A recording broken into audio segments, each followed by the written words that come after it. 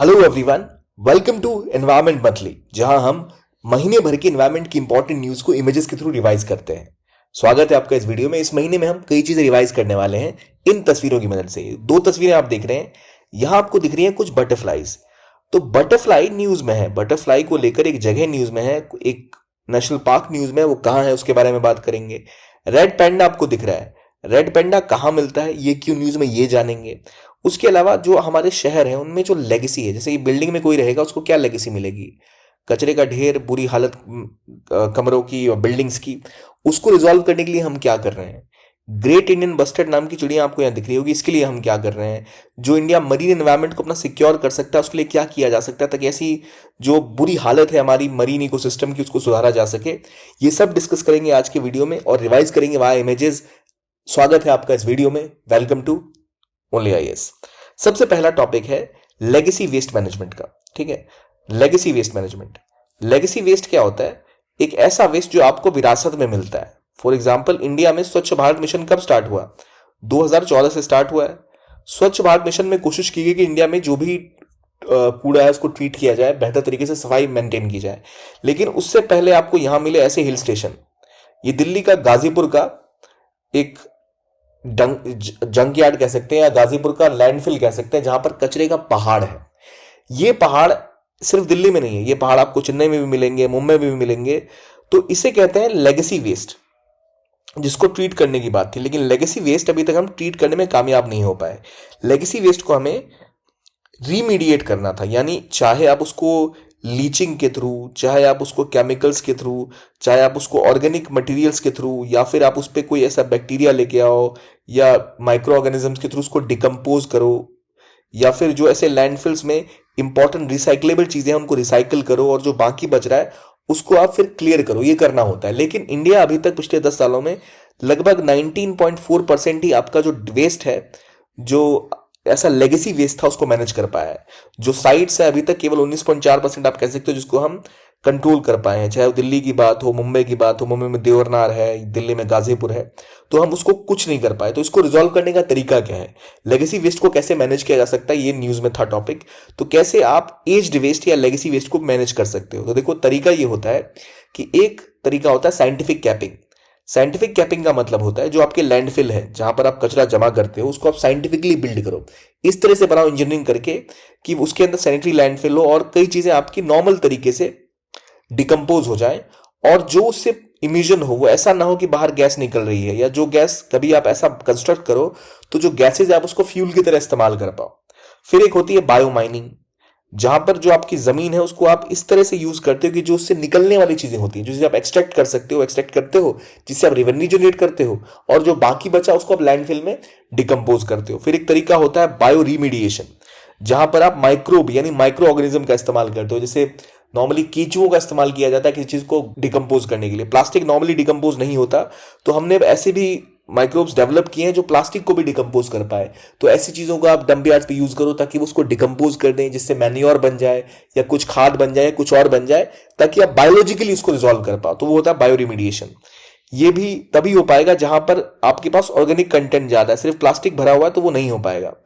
जिसमें आप सिर्फ प्लास्टिक वाले वेस्ट को तो आपको अलग तरीके से डिकम्पोज करना पड़ेगा। तो तरीका ये होता है कि आप बायो रिमीडिएट करो, बायो माइनिंग करो, या फिर आप साइंटिफिक कैपिंग करो, जिससे कि आप अपने लेगेसी वेस्ट को रिजॉल्व कर पाओ इशू को। लेकिन दिक्कत यह है कि भारत में ऐसा कुछ हो नहीं पा रहा। डंप साइट्स भारत में बहुत बड़ी हैं, और इसकी वजह से क्या होता है, बहुत बड़ा हेल्थ हजार्ड होता है। कैसा हेल्थ हजार्ड होगा? जहां पर भी डंप यार्ड होगा ना, वहां तो पहले एयर पोल्यूशन बहुत ज्यादा होता है, उस एरिया में गुजरना मुश्किल होता है, इतनी दुर्गंध वहां से आ रही होती है। लैंड पोल्यूशन अलग होगा, वो लैंड तबाह हो जाता है। पब्लिक हेल्थ इमरजेंसी खड़ी हो जाती है, वहां पर स्किन इश्यूज हो सकते हैं। एयर पॉल्यूशन की वजह से एनवायरनमेंट का हजाल होता है, एयर क्वालिटी डिटोरिएट होगी, बेसिक सी चीजें हैं। फिर इसका इकोनॉमिक इंपैक्ट होगा, वहां कोई रहना नहीं चाहेगा, तो जो लैंड प्राइसेस हैं वो जमीन में गिर जाएंगे। वहां कौन रहेगा भाई कचरे के ढेर के सामने? जो लोग वहां रह रहे हैं उनको बहुत बड़े हेल्थ इंपैक्ट होते हैं। आपको इकोनॉमिक इंपैक्ट और होगा, वहां पर कोई ट्रेड करने नहीं आएगा, टूरिज्म नहीं आएगा, वहां पे स्पेस कंस्ट्रेंट हो जाएंगे। अगर ऐसे जो कचरे के ढेर होते हैं उनमें अक्सर आग लग जाती है, so they are a big fire hazard as well. Ghazipur का एग्जांपल दिया जाता है जहां बार बार आग लगती है। जब यहां आग लगती है तो इन कचरे के ढेर से बहुत सारा मीथेन उत्सर्जन होता है। जो मीथेन निकलता है वो दूर दूर तक फैल जाता है और दिल्ली को एक गैस का चैम्बर बना देता है, जो ऑलरेडी दिल्ली इसके लिए बदनाम है। तो ये चीजें होती रहती हैं, तो इसलिए बहुत इंपॉर्टेंट है कि हम लेगेसी वेस्ट को रिजॉल्व करें। लेगेसी वेस्ट रिजॉल्व कैसे होगा, उसका क्या वे फॉरवर्ड है, अब जरा वो जानते हैं। लेगेसी वेस्ट क्या है ये समझ गए आप, क्यों ये इशू है। इकोनॉमिक इशू हमने जान लिया, एनवायरमेंटल इशू हमने समझ लिया, land pollution, air pollution, health hazard हमने समझ लिया, फायर हजार्ड हमने समझ लिया, इकोनॉमिक इंपैक्ट समझ लिया। अब इसको रिजॉल्व करने का तरीका यह है कि आपको पहले समझना होगा कि वेस्ट का कॉम्पोजिशन क्या है, किस प्रकार का वेस्ट है, आपको उसको एनालाइज करना पड़ेगा। अगर ऑर्गेनिक वेस्ट ज्यादा है तो आप माइक्रोब्स के थ्रू उसको ट्रीट कर सकते हो, लेकिन अगर मेटालिक वेस्ट ज्यादा है तो आप उसको रिसाइकल कर सकते हो। अगर प्लास्टिक वेस्ट ज्यादा है तो आपको और अलग टेक्निक का इस्तेमाल करना पड़ेगा, वहां भी जो हार्ड प्लास्टिक है उसको आप रिसाइकल कर सकते हो। तो आपको पहले एनालाइज करना पड़ेगा, अंडरस्टैंड करना पड़ेगा वेस्ट कॉम्पोजिशन को, उसके हिसाब से प्लानिंग करनी पड़ेगी। वन साइज फिट्स ऑल वाली अप्रोच नहीं चल सकती। आपको वेस्ट मैनेजमेंट कलेक्शन के लिए और सॉर्टिंग का तरीका इख्तियार करना पड़ेगा। जब आपने एनालाइज किया तो उसके बाद आप क्या करोगे, सॉर्ट करोगे कि भाई कहां पर कौन सा कचरा है, उसको अलग अलग किया जाए।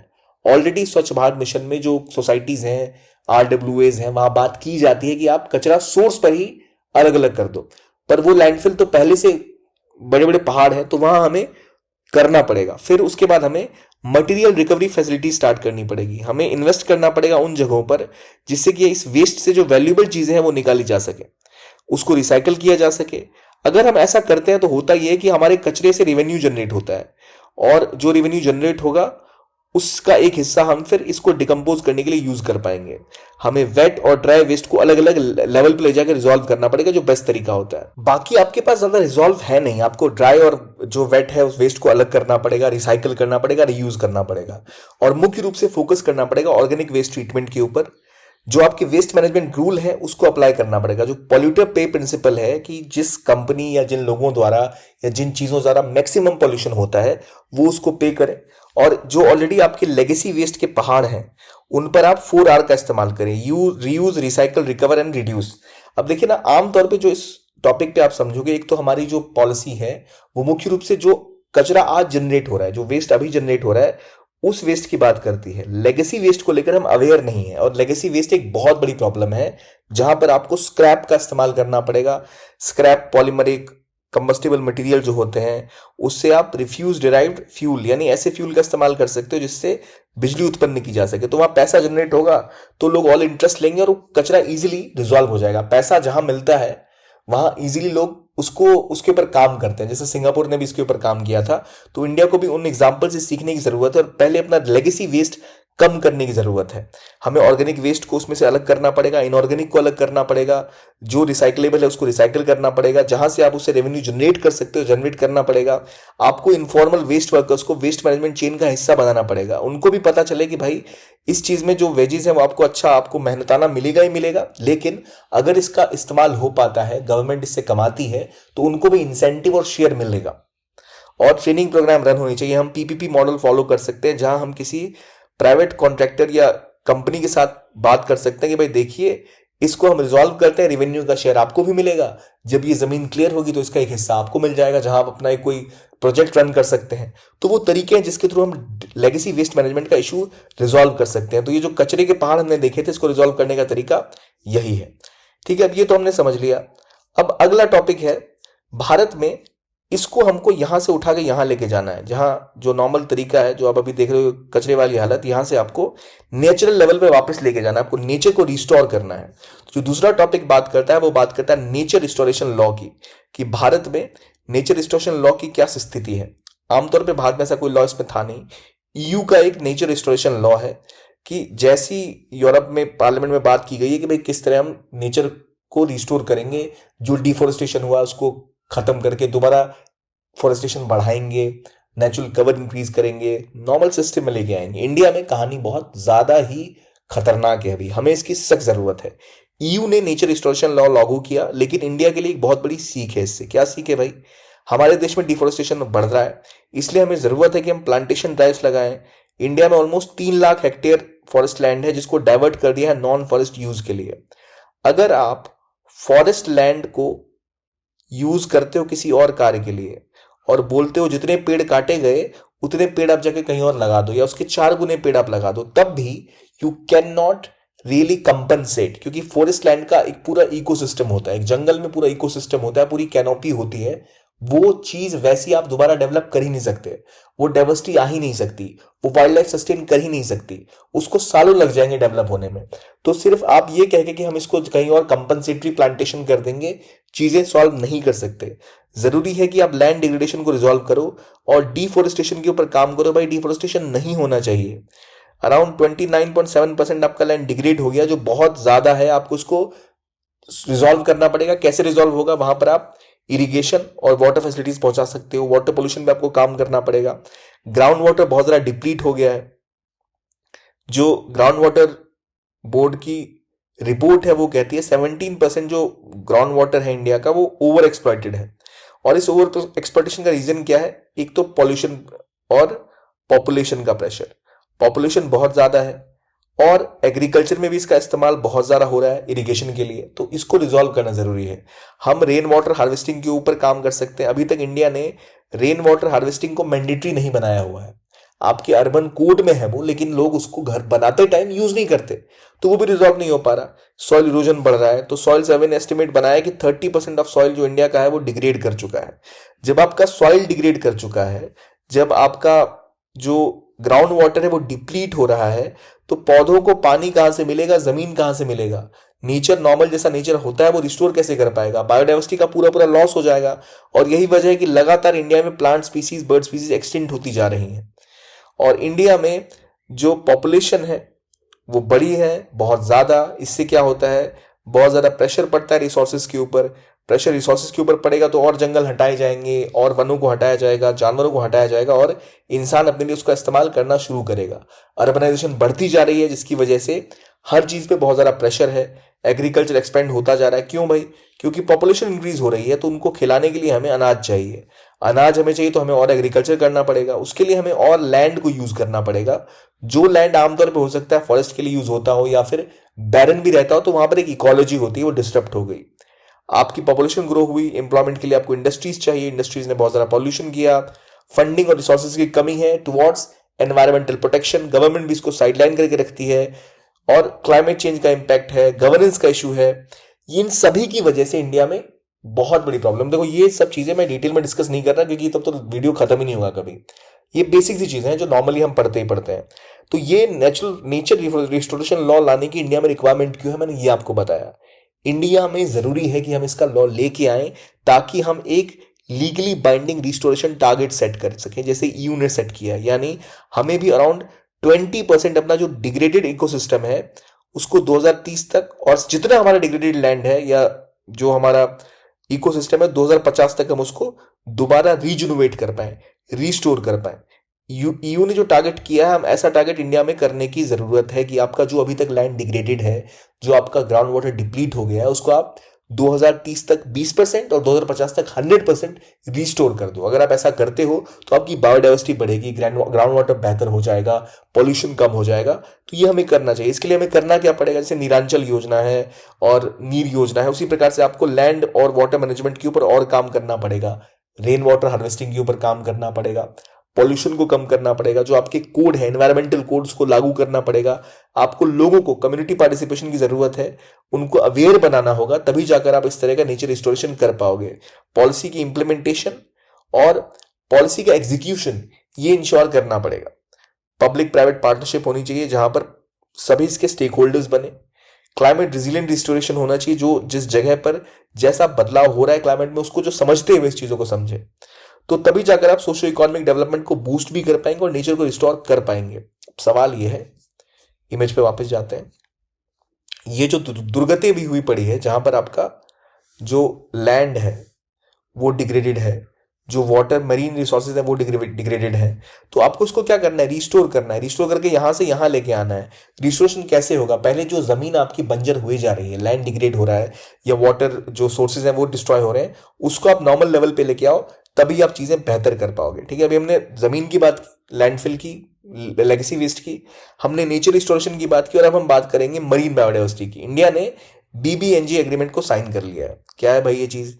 बीबीएनजी एग्रीमेंट यानी बायोडाइवर्सिटी बियॉन्ड नेचुरल जुरिस्डिक्शन की बात की गई है। इस एग्रीमेंट को इंडिया ने साइन कर दिया UN United nation general assembly में। ये बात करता है, इसके हाई सी ट्रीटी भी कहते हैं, यानी ये बेस्ड है अनक्लॉज के ऊपर। United Nations convention on the laws of sea UNCLOS, ये डिसाइड करता है, मान लो ना भारत की ये सीमा है, ठीक है, ये इंडिया का मैप है, तो यहां से लेके 200 नॉटिकल माइल का जो इलाका होता है, मतलब जहां पे भारत की टेरिटरी खत्म हुई जमीन की, वहां से समुद्री इलाका, वहां से लेके 200 नॉटिकल माइल तक का जो इलाका होता है वो हमारा एक्सक्लूसिव इकोनॉमिक जोन होगा, जिसपे हम एक्सप्लोर कर सकते हैं, वहां जो रिसोर्सेज मिलेंगे हमारे माने जाएंगे, ठीक है।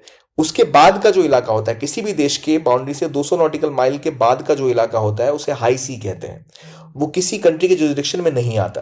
तो ऐसी जगहों को प्रोटेक्ट कैसे किया जाए, इसके लिए हाई सी ट्रीटी होती है, यानी इसके बाहर जो इकोसिस्टम है उसको कैसे प्रोटेक्ट किया जाए, उसके लिए हाई सी ट्रीटी का प्रावधान है। और यूनाइटेड नेशन का एक कन्वेंशन है, United Nations convention on the laws of sea. मान लो इंडिया है या यहाँ पाकिस्तान ले लो, तो 200 नॉटिकल माइल तक की वो उनका एक्सक्लूसिव इकोनॉमिक जोन है, उसके बाद वो इंटरनेशनल वाटर्स कहा जाता है। तो वहां पर प्रैक्टिस को कैसे बचाना है, तो इसके लिए 2023 में ही एक कंसेंसस के साथ ही एग्रीमेंट स्टार्ट हुआ था, और ये लीगली बाइंडिंग ट्रीटी है जो 60 रेटिफिकेशन के बाद अप्लाई हो जाएगी। और एक बार ये हो जाए तो हम देख सकते हैं कि कैसे हम मरीन इकोलॉजी, मरीन बायोलॉजी को प्रोटेक्ट करेंगे। जो भी रिसोर्सेज निकलते हैं, मान लो कहीं ओपन सीज है जो किसी के इलाके में नहीं आता, वहां पर मिनरल मिले या वहां पर ऑयल मिला, तो जो उससे कमाई होगी, जो भी कंपनी उसका कॉन्ट्रैक्ट ले रही है, उसका फेयर रिडिस्ट्रीब्यूशन हो। कहीं भी एक्सप्लोरेशन से पहले एनवायरमेंट इंपैक्ट असेसमेंट होना चाहिए, क्या इसकी वजह से वहां की मरीन लाइफ को बहुत नुकसान हो रहा है या नहीं हो रहा है, या क्या सबसे बेहतर टेक्नोलॉजी है उसका इस्तेमाल होना चाहिए। आपको एनवायरमेंट इंपैक्ट असेसमेंट करना पड़ेगा बेहतर तरीके से, तभी जाकर आप इन चीजों को बचा पाओगे। बेनिफिट शेयरिंग होनी चाहिए, बायोडाइवर्सिटी का कंजर्वेशन होना चाहिए, और इंटरनेशनल कोऑपरेशन होनी चाहिए, तभी जाकर हम इसको यूज कर पाएंगे। हाई सीज क्या है मैंने आपको बता दिया, क्या इसका रोल है मैंने वो भी आपको बता दिया, और ये ट्रीटी होने के बाद हम इन चीजों में और सुधार की उम्मीद रख सकते हैं। अगले आर्टिकल पे बात करते हैं। दिल्ली में आजकल मौत का आलम आया हुआ है, बहुत पोल्यूशन है, एयर पोल्यूशन हद से ज्यादा है।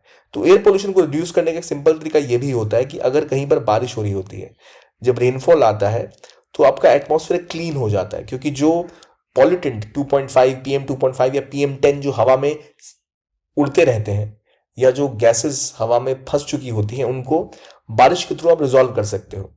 तो उम्मीद की जा रही है कि अगर हम कुछ ऐसा कर पाए जहां हम क्लाउड सीडिंग करके बरसात करवा पाए, तो शायद ऐसी प्रॉब्लम को हम रिजॉल्व कर पाएंगे। यहां पर होता क्या है कि आप आर्टिफिशियली रेनफॉल करवाते हो।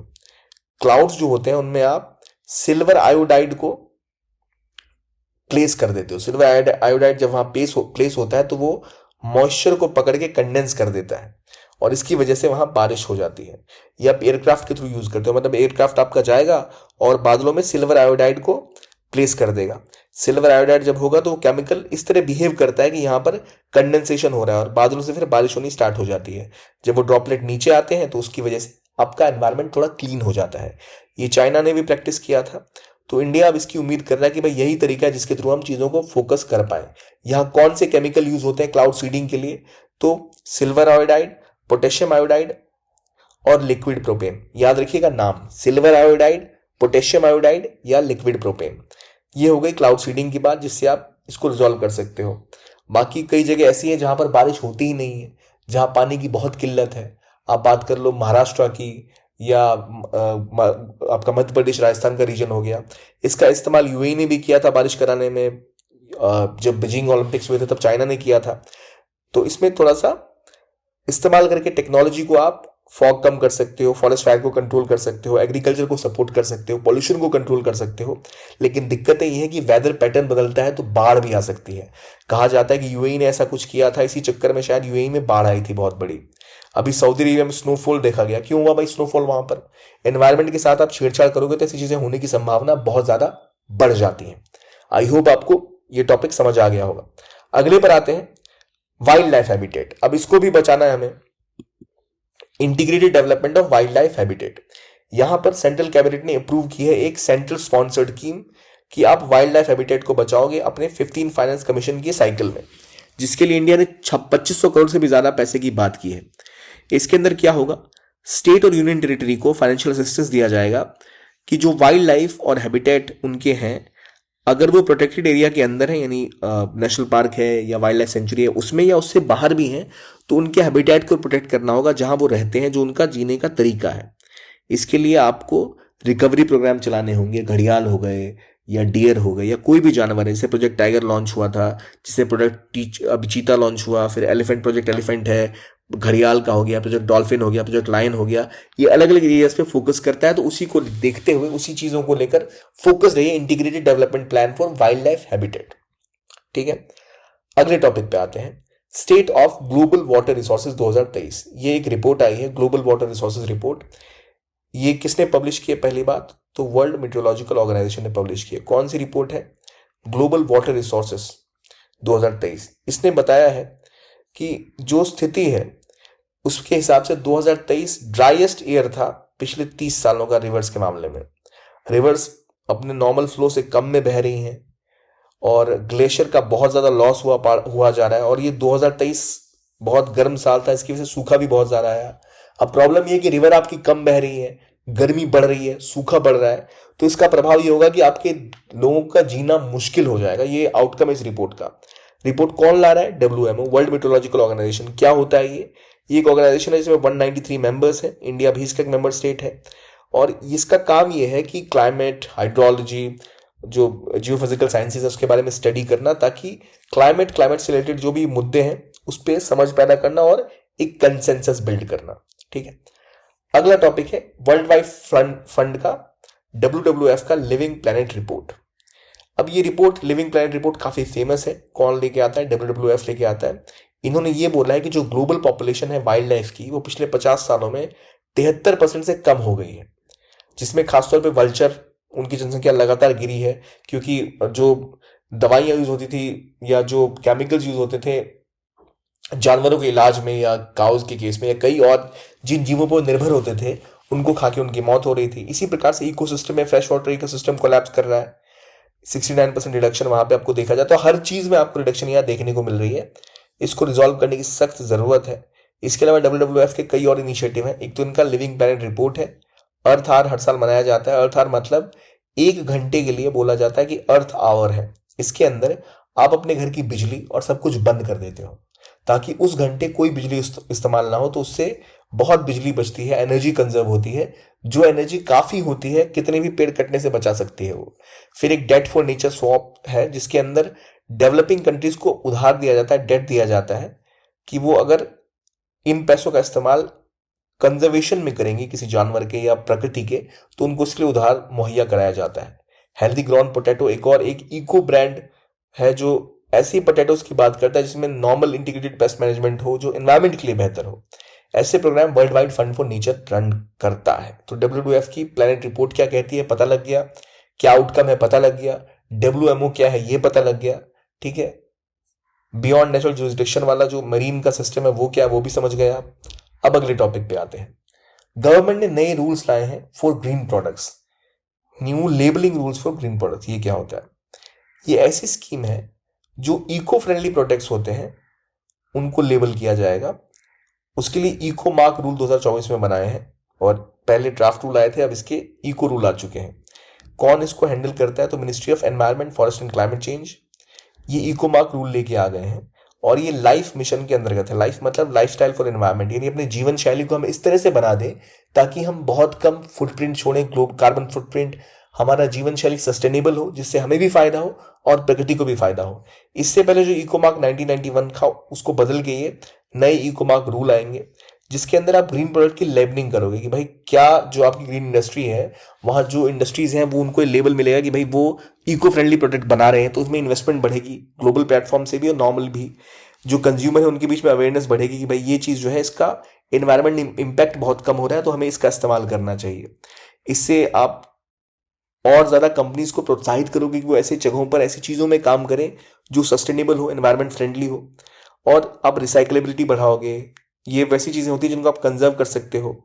तो इसके अंदर कई चीजें आती हैं, कॉस्मेटिक हो गया, साबुन हो गए, फूड आइटम्स हो गए, इलेक्ट्रिसिटी, टेक्सटाइल, इन सभी के आइटम्स जिनका इस्तेमाल या जिनके यूजेज में बहुत कम एनवायरमेंटल इंपैक्ट होता है, या ऐसी चीजें जिनके प्रोडक्शन में एनवायरमेंटल फ्रेंडली चीजों का इस्तेमाल होता है, उनको आप इको मार्क का लेबल देते हो कि भाई ये इको फ्रेंडली चीज है। तो आप जब खरीद भी रहे हो आपको पता है भाई मैं अगर इस साबुन को खरीदूं तो ये ज्यादा प्रकृति के लिए इको फ्रेंडली है, मेरे लिए भी इको फ्रेंडली है, तो इसे मैं खरीदूंगा। तो ऐसी मार्किंग जब होती है तो कंज्यूमर भी अवेयर होता है और चीजें भी, कंपनीज भी इंसेंटिवाइज होती है कि हाँ हमें ऐसा प्रोडक्ट बनाना है जो सस्टेनेबल हो।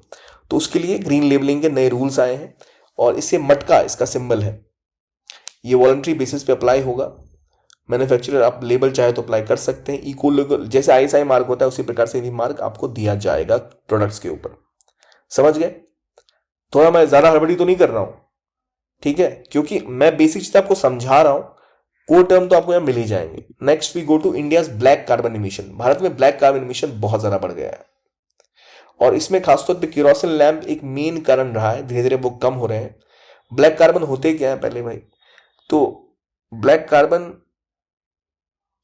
एक छोटे से पार्टिकुलेट होते हैं एक तरह से, जो आपको देखने को मिलते हैं खासतौर पे गांव के इलाकों में जहां केरोसिन तेल जलता है। अगर आपने कभी लालटेन या लैंप जलाई होगी तो वहां पर आपको दिखेगा उन लैंप और लालटेन के ऊपर काले काले परत जम जाती है। अगर आप लैंप जला रहे हो ना, एक ऐसा लैंप मान लो जला रहे हो आप, तो लैंप में केरोसिन तेल होता है, उससे धुआं जो उठता है उसके ऊपर एक परत बन जाती है काली काली, वो भी असल में ब्लैक कार्बन होती है। अब हर घर में अगर ऐसा होगा तो केरोसिन की वजह से काफी ज्यादा ब्लैक कार्बन जनरेट होता है और इसी की वजह से बहुत ज्यादा इमिशन हो रहा है। बिहार सबसे आगे है इसमें, जहां सबसे ज्यादा कम लाइट आती थी तो वहां हर साल मैक्सिमम केरोसिन लाइटिंग की वजह से ब्लैक कार्बन जनरेट होता है।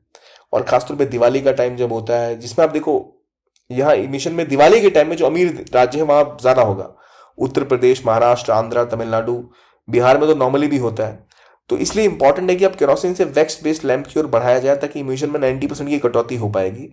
ब्लैक कार्बन है क्या भाई? ब्लैक कार्बन एक शॉर्ट टर्म पॉल्यूटेंट है, ऐसा नहीं कि सालों रहता है, शॉर्ट टर्म पॉल्यूटेंट है, पर ग्लोबल वार्मिंग और पोल्यूशन में एक बड़ा रोल निभा रहा है। इसलिए इसके इमिशन को कम करना बहुत जरूरी है। ये हमारे फेफड़ों में जाता है, एक बहुत बड़ा हेल्थ कंसर्न क्रिएट कर देता है। ये व्हीकल से भी निकलता है, छोटे मोटे जो रोड है या मशीन से उनसे भी निकलता है, लेकिन केरोसिन की लोअर बर्न रेट होती है, वो धीरे धीरे जलता है और इसी वजह से वहां ज्यादा ब्लैक कार्बन क्रिएट होता है। और ब्लैक कार्बन की क्रिएशन की वजह से जो लोग केरोसिन तेल के लैंप्स को इस्तेमाल करते हैं लाइट जाने के बाद, उनको भारी नुकसान उठाना पड़ता है। इसलिए जरूरी है कि इन चीजों को फेज आउट किया जाए और क्लाइमेट चेंज के ऊपर कंट्रोल करने के लिए ऐसी चीजों को हमें हटाना बहुत ज्यादा जरूरी है। ब्लैक कार्बन एक मेजर कॉन्ट्रीब्यूटर है क्लाइमेट चेंज का और ग्लोबल वार्मिंग में कार्बन डाइऑक्साइड के बाद सेकेंड मोस्ट इंपॉर्टेंट कॉन्ट्रीब्यूटर है। ब्लैक कार्बन में 20 साल का पोटेंशियल होता है और ये ब्लैक कार्बन होता क्या ना, ब्लैक कार्बन छोटे छोटे टुकड़े होते हैं ठीक काले काले। ये अगर किसी बर्फ के आइस शेल्फ के ऊपर आके जमा हो गए ना, तो नॉर्मली ये होता है बर्फ सफेद होती है, उसके ऊपर लाइट पड़ेगी तो वो लाइट को रिफ्लेक्ट कर देते हैं, तो एब्जॉर्ब नहीं करते, तो बर्फ पिघलती नहीं है। ये क्या होगा, ब्लैक कार्बन जाके उसके ऊपर बैठ जाएगा, तो जब सन की रेज आएंगी तो वो रिफ्लेक्ट नहीं होंगी, उल्टा ब्लैक कार्बन उन्हें एब्जॉर्ब कर लेगा। जब वो गर्मी एब्जॉर्ब करेगा तो ये आइस शेल्फ जो है पिघलनी स्टार्ट हो जाएगी, मेल्टिंग और ज्यादा तेजी से होगी।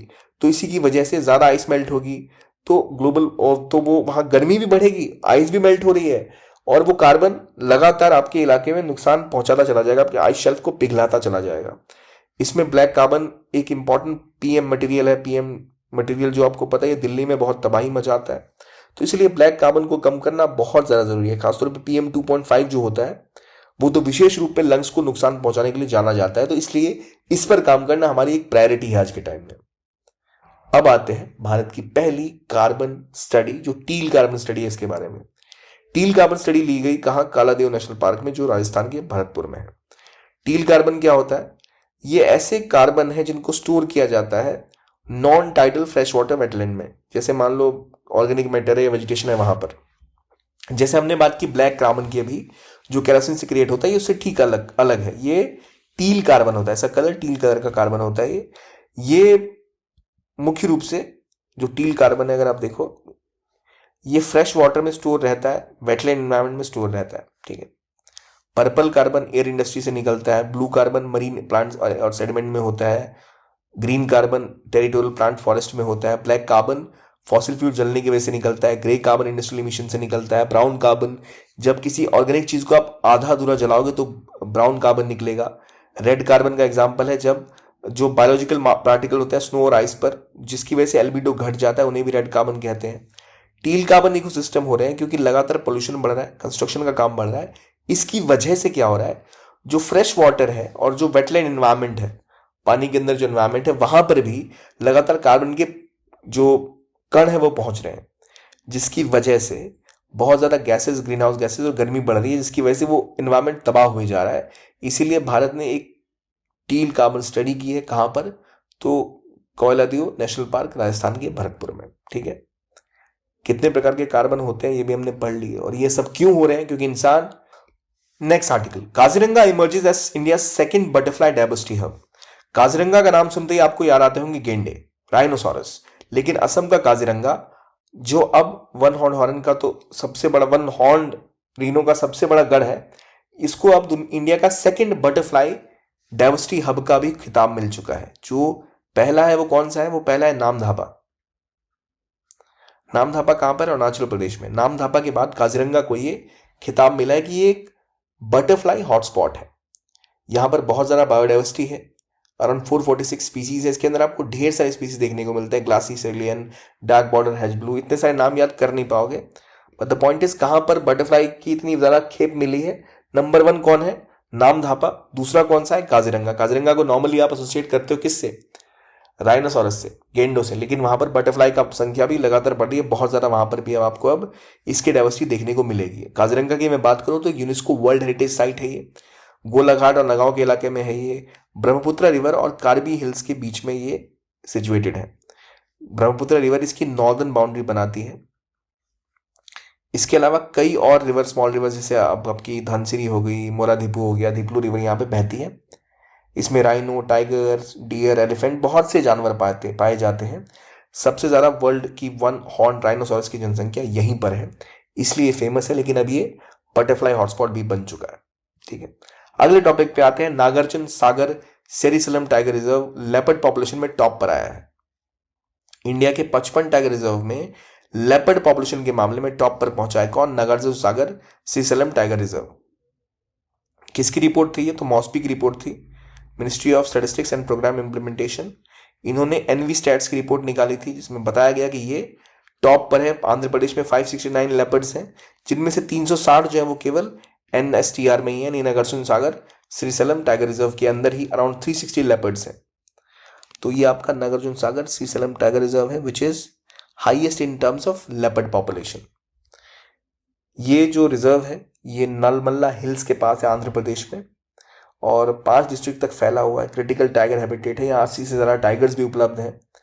रिवर कृष्णा यहाँ से बहती है। देखिए, नॉन बॉल्ड रिवर्स जो इंपॉर्टेंट है वो जानने जरूरी है। कृष्णा कहाँ से बहती है, नागार्जुन सागर से। अगर हम बात करें, इससे पहले हमने काजीरंगा की बात की, वहाँ आपकी ब्रह्मपुत्र हो गई नॉर्दर्न बाउंड्री, और दीपू रिवर की बात हो गई, मोरा दीपू रिवर की बात हो गई। यहाँ पर किसकी बात हो रही है, कृष्णा की। नागार्जुन सागर कहाँ पर है, क्या मिला बहुत मात्रा में, लेपर्ड मिले हैं। ठीक है, मॉस्पी की रिपोर्ट के हिसाब से, एनवी रिपोर्ट जो आई है उसके हिसाब से। यहाँ पर भी tigers, leopards, Wolves, wild dogs, jackals सब हैं यहाँ पर। और लेपर्ड्स में खास बात, वो वल्नरेबल स्टेटस पे आते हैं। They are not critically endangered, remember, they are just vulnerable. ठीक है, हाईएस्ट पॉपुलेशन किसी जगह पर किसी राज्य की है तो मध्य प्रदेश की अराउंड 3007, अराउंड 4000 के आसपास ये मध्य प्रदेश में। लेकिन सर्वाधिक कोई रिजर्व है जहां पर सर्वाधिक है लेपर्ड, तो वो है कौन सा, नागार्जुन सागर श्रीसेलम टाइगर रिजर्व, जहां आपके अराउंड 400 के आसपास आपके लेपर्ड हैं। ठीक है, कोई डाउट नहीं। कितने लेपर्ड है वहां, 400 के आसपास है, कुछ ज्यादा है, 600 के आसपास है। 569 लेपर्ड का नंबर है नागार्जुन सागर में। आपको नंबर थोड़े से याद होंगे तो अच्छा रहेगा आपके लिए। More than 500 tigers, more than 500 leopards आप सोच सकते हो। टाइगर वहां 80 है। Now red panda programme of Darjeeling Padmaja Naidu Himalayan zoo. हमने रेड पैंडा की बात की। दार्जिलिंग में पद्मा नायडू हिमालयन जोलॉजिकल पार्क को सेलेक्ट किया गया है वर्ल्ड एसोसिएशन ऑफ जू और एक्वेरियम्स के कंजर्वेशन अवार्ड 2024 के लिए।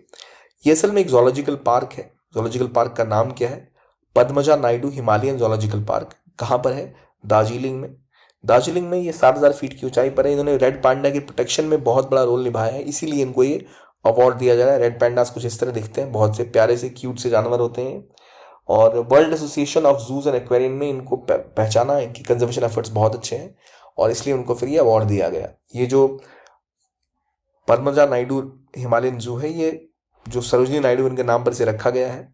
Red panda is a endangered mammal, ठीक है, और ये लेसर पांडा के नाम से भी जाना जाता है। असली पांडा तो हमें पता ही है, काला और सफ़ेद चाइना वाला। ये हमारा इंडियन पांडा है, रेड पांडा। थोड़ा गरीबों वाला पांडा है ये, मगर क्यूट सा है। और ये आपको सिक्किम में, सॉरी दार्जिलिंग में, वेस्ट बंगाल का पार्ट है दार्जिलिंग, जहाँ पर ये अवार्ड दिया गया है इसकी कंजर्वेशन के लिए। ठीक है, ये अपेंडिक्स 1 में आता है। एंडेंजर्ड है अभी। हमने बात की लेपर्ड्स की, दे आर वल्नरेबल। तो वल्नरेबल है वो, तो उनकी स्थिति बहुत अच्छी है कंपेयर टू रेड पांडास। अब आते हैं ग्रेट इंडियन बस्टर्ड के बारे में। ये एक चिड़िया होती है और इनकी संख्या लगातार गिरती जा रही है। इसको रिजॉल्व करने के लिए पहली बार ग्रेट इंडियन बस्टर्ड के चीक बॉन से आर्टिफिशियल इंसेमिनेशन हुआ, जो सुदासरी ब्रीडिंग सेंटर है वहां पर जैसलमेर में। इससे होगा ये कि जो दुनिया में अभी जो इंडिया के आसपास 150 ही आपकी ग्रेट इंडियन बस्टर्ड बची हैं, इनको कंजर्व किया जा सकेगा। इंसेमिनेशन अगर आर्टिफिशियली हो पाएगा, इसका मतलब आप उनको पैदा कर सकते हो, उनकी संख्या बढ़ सकती है। Great Indian bustard Rajasthan Gujarat के रीजन में पाई जाती है, कुछ मध्य प्रदेश कर्नाटका आंध्र के रीजन में भी है। लेकिन जैसे जैसे धीरे धीरे इस पूरे देश से ग्रासलैंड कम होते जा रहे हैं, उसी प्रकार से ग्रेट इंडियन बस्टर्ड की संख्या लगातार गिरती चली जा रही है। वो लगातार खत्म होते जा रहे हैं। वो ऑमनिवोरस थे, तो ग्रास के सीड के ऊपर छोटे मोटे ग्रास ऊपर हो गए, उनको खा के जीते थे। अभी स्थिति इतनी खराब है, ये क्रिटिकली इंडेंजर्ड में आते हैं और अगर ध्यान नहीं रखा गया तो अगले 30-40 सालों में एक्सटिंक्ट भी हो सकते हैं। इसलिए इनकी नेस्टिंग करना, ये केवल साल में एक ही अंडा देते हैं, ये सबसे बड़ी समस्या है। और इसीलिए इनका तबाह होना बहुत आसान है। एक ही अंडा देगा भाई ये साल में ग्रेट इंडियन बस्टर्ड, तो जो प्रेडेटर इसको खा जाएंगे तो इसकी पॉपुलेशन बढ़ेगी ही नहीं। ऑलरेडी 150 के आसपास ही बचे हैं भारत भर में। पाकिस्तान में भी स्वाहा हो गया पूरा का पूरा संख्या इनका। तो इसलिए इनको कंजर्व करना बहुत ज़रूरी है। इसलिए आर्टिफिशियल इंसेमिनेशन एक बहुत इंपॉर्टेंट स्टेप है। कंजर्वेशन एफर्ट्स में क्या क्या किया गया है, तो इंडिया में नेशनल बस्टर्ड रिकवरी प्लान है जो 2013 में स्टार्ट किया गया। बस्टर्ड रिकवरी प्रोजेक्ट 2016 में स्टार्ट किया गया राजस्थान गवर्नमेंट और एनवायरमेंटल मिनिस्ट्री के द्वारा। एक ट्रीपार्टिएट एग्रीमेंट हुआ जो इंडिया की ministry of environment, forest and climate change है, राजस्थान फॉरेस्ट डिपार्टमेंट और world wild life institute of India के बीच में, ताकि इसको कंजर्व किया जा सके। इनका कैप्टिव ब्रीडिंग प्रोग्राम स्टार्ट किया गया कि भाई इनको कहीं पर ले जाकर ब्रीडिंग कराई जाए ताकि इनकी जनसंख्या थोड़ी बढ़ती रहे। अब हम आर्टिफिशियल इंसेमिनेशन करने में कामयाब हो गए हैं, तो जनसंख्या बढ़ाने में और बड़ी मदद मिलने वाली है। ठीक है, 3.3 फीट तक की बड़ी ये चिड़िया होती है ग्रेट इंडियन बस्टर्ड। पहले इस रीजन में बहुत पाई जाती थी, पाकिस्तान में भी बहुत मिलती थी, उन्होंने तो उसको शिकार करके मार डाला, तो एक बड़ी समस्या हो गई है। तो इसके बारे में बात हुई। कहाँ बात हो रही है ग्रेट इंडियन बस्टर्ड की, किस जगह? सुदासरी जीआईबी ब्रीडिंग सेंटर पे, जहां इसका इंसेमिनेशन आर्टिफिशियल होने में कामयाब रहे वो लोग। ठीक है, ये समझ गए हम। अभी हमने बात की थी थोड़ी देर पहले इको मार्क की। इको मार्क क्या होता है हमें पता लग गया। अब जरा बात करते हैं ग्रीन वॉशिंग की। ग्रीन वॉशिंग क्या होती है? जैसे कपड़े वॉशिंग करते हैं ना, वैसे ग्रीन वॉशिंग भी होती है। तो जो सेंट्रल कंज्यूमर प्रोटेक्शन अथॉरिटी है, उन्होंने गाइडलाइन इशू की है कि कुछ कंपनियां ऐसा करती हैं कि बनाएंगी ऐसी चीज जिससे प्रकृति को बहुत नुकसान हो। बोलेंगे भाई हमने प्रकृति बचा दी। तो उसको ध्यान में रखते हुए ये ग्रीन वॉशिंग को लेकर कुछ गाइडलाइंस जारी की गई हैं। गाइडलाइंस ये कहती हैं कि पहले आप डिफाइन करो कि ग्रीन वॉशिंग और एनवायरमेंटल क्लेम्स जो हैं वो बिजनेस और कंज्यूमर्स को ढंग से पता हो कि भाई जो क्लेम कर रहे हैं वो पूरा हो भी रहा नहीं है। आपको ट्रांसपेरेंसी रखनी पड़ेगी मैन्युफैक्चरर को, सर्विस प्रोवाइडर को, कि भाई आप जो क्लेम करें एनवायरमेंटल की आपकी प्रोडक्ट बहुत अच्छे एनवायरमेंटल सस्टेनेबल तरीके से बनाए गए हैं, इसके आपको एविडेंस प्रोवाइड करने पड़ेंगे। मेथोडोलॉजी और डेटा यूज जो किया है वो आप क्लेम में वो आपको बताना पड़ेगा भाई कौन सा डेटा यूज किया, कैसे यूज किया। मिसलीडिंग टर्म्स का इस्तेमाल नहीं कर सकते। इको फ्रेंडली लिख दिया है तो कैसे इको फ्रेंडली है, ग्रीन है, सस्टेनेबल है तो कैसे है, आपको पूरा सब्सटेंशिएशन देना पड़ेगा, उसका पूरा डिस्क्लोजर करना पड़ेगा कि भाई किस तरह आपको मटेरियल में आप कैसे कह सकते हो ये चीज। नहीं तो कंपनी क्या करती है, ग्रीन वॉशिंग करती है। कंपनी अपना काम करेंगी काले तरीके से, जंगल काट के पॉल्यूशन फैला के बोलेंगे भाई हमारा प्रोडक्ट इको फ्रेंडली है, ग्रीन है, इसको खरीद लो। तो लोगों को लगा एनवायरमेंट फ्रेंडली है, खरीद लिया। नीम से बना है, नींबू से बना है, नीचे देखोगे लिखा रहेगा it is just an image, it's just a flavour. नींबू और उसका कोई लेना देना ही नहीं है। तो उसी प्रकार की चीजें होती हैं। खासतौर पर फोक्सवैगन जो ब्रांड है जर्मनी का, उसके ऊपर बोला गया था कि वो इमिशन टेस्ट को चीट कर रही थी अपनी डीजल व्हीकल के साथ। ऐसा सॉफ्टवेयर था कि जब टेस्ट करते थे तब इमिशन कम आता था, जब वो चलती थी तब इमिशन बढ़ जाता था। तो उससे माइलेज बढ़ती थी, जो भी उसकी परफॉर्मेंस बढ़ जाती थी। तो इससे वो ग्रीन वॉशिंग कर रहे थे, बता रहे थे कि हम क्लीन है, लेकिन वो थे नहीं। इस तरह की चीजें लगातार हो रही है, क्लेम मिसलीडिंग होते जा रहे हैं। इसी प्रकार से आप देखोगे ब्लू वॉशिंग होती है, जहां ऑर्गेनाइजेशन कहते हैं कि हम जो काम कर रहे हैं ये सोशली रिस्पॉन्सिबल है, एथिकल है, लेकिन असल में होता नहीं है।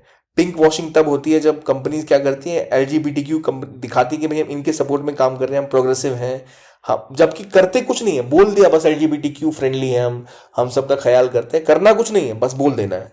पर्पल वॉशिंग मतलब ये भी पिंक वॉशिंग की तरह है, जहां पर कंपनीज दिखाती है कि हम फेमिनिज्म को बढ़ावा दे रहे हैं, जेंडर इक्वालिटी पे काम कर रहे हैं, लेकिन सिर्फ मौखिक रूप से कह दिया।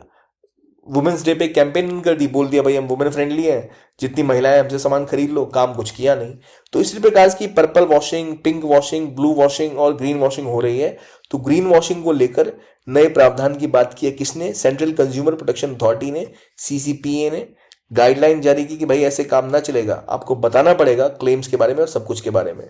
तो समझ गए। ब्राउन वॉशिंग भी एक टर्म है जहां रेशियल जस्टिस और डाइवर्सिटी की बात करते हैं, जैसे ब्लैक लाइव मैटर आपने कैंपेन रन कर दी लेकिन असल में किया कुछ नहीं, ठीक है। तो इस तरह की चीजों से बचना है, हमें बेवकूफ नहीं बनना है। अब जरा इमेज पे वापस आते हैं। अब जरा ना मुझे बताओ कि आपको क्या क्या चीजें याद हैं। हमने पहले बात की कि ये कचरे का ढेर जो आपको दिख रहा है, ये ऐसे कचरे का ढेर पूरे देश भर में छाया रहता है। तो पहली चीज, what is legacy waste. Legacy waste को रिजॉल्व करने का क्या तरीका है, कितना परसेंटेज है लेगेसी वेस्ट, अभी 20% के आसपास है, 19.4%। लेगेसी वेस्ट अभी तक हम रिमीडिएट कर पाए हैं, हमें और लेगेसी वेस्ट को रिमीडिएट करना पड़ेगा। कैसे करेंगे, क्या क्या तरीके हो सकते हैं, वी हैव डिस्कस दैट। क्या आपको याद है, मुझे तो सारा याद है, आपको भी याद होनी चाहिए। सेकंड, यहां ये चिड़िया दिख रही है, कौन सी चिड़िया है भाई, ये है great Indian bustard. Great Indian bustard की संख्या भारत में कितनी है, कहां पर इसका आर्टिफिशियल इंसेमिनेशन सक्सेसफुली कर पाए हैं, क्या दिक्कतें हैं, कौन सा प्रोजेक्ट है, किन राज्यों में मिलती है, क्या रोल है इनका, याद है, होपफुली याद होगा। ये भाई प्यारा सा रेड पैंडा, रेड पैंडा को लेकर किस जगह की चीज को इनाम दिया गया है, चलो दार्जिलिंग बता देता हूं, जगह का नाम बताओ, सरोजिनी नायडू के ऊपर नाम है वो, क्या नाम है, जोलॉजी जू या जोलॉजिकल पार्क, क्या नाम है उसका, किसने अवार्ड दिया।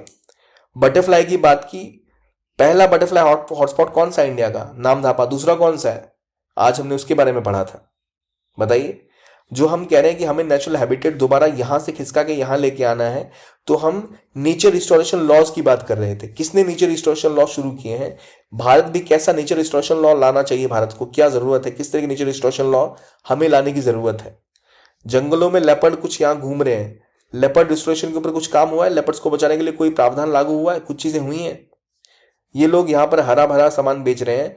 तो ग्रीन लेबलिंग, इको मार्क क्या होता है, ग्रीन वॉशिंग क्या होती है, जो नेचर है, तो world Wide Fund for nature WWF ने क्या रिपोर्ट लाई थी, लिविंग प्लेनेट रिपोर्ट। तो कहां रहना पसंद करोगे आप, यहां या यहां, ऑब्वियसली यहां रहना पसंद करोगे। तो उस रिपोर्ट ने क्या बताया, ब्लैक कार्बन इमिशन के बारे में क्या हमने पढ़ा, जो मरीन एनवायरमेंट है इसको प्रोटेक्ट करने के लिए यूनाइटेड नेशन की जनरल असेंबली में कौन सा एग्रीमेंट साइन हुआ, टील कार्बन क्या होता है, पिंक कार्बन क्या होता है, लेपर्ड जनसंख्या कहां ज्यादा है, इंडिया में सर्वाधिक, ठीक है। आई होप ये सारी चीजें आपको याद होंगी, इस इमेज को याद रखना है, सब कुछ पॉइंट आउट करना है और बेसिक चीजें याद रखनी है। आई होप आपको सेशन अच्छा लगा हो। इस वीडियो के लिए इतना ही। जो भी आपको और अगर चाहते हैं आप और डिस्कशन हो इस तरह की, तो प्लीज कमेंट बॉक्स में लिखें। देखने के लिए बहुत बहुत धन्यवाद। Keep on watching only IAS and have a nice day.